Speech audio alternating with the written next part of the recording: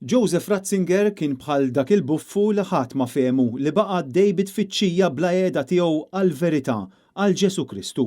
Hekk stqarr il-Kardinal Mario Grech f'qudiesa li saret is-Sibt fil-Katedral ta' Għawdex u li fiha id-dijoċesi selmet il-memorja tal-Papa Benedittu XVI. Il-Kardinal Grech fil-messaġġ tiegħu tkellem dwar l-inkomprensjoni meta ħafna tul is-snin ma femux lil Papa Emeritu u insista li din kienet xi ħaġa kostanti fil-ħajja, fit-teoloġija u fil-papat tiegħu.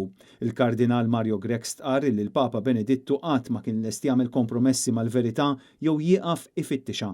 Tiswa x'tiswa. Ratzinger żgur li ma rridx ikun bħal buffu imma xi kultant li tkun bħal buffu huwa l-prezz li wieħed ikollu jħallas biex jgħix skont il-verità.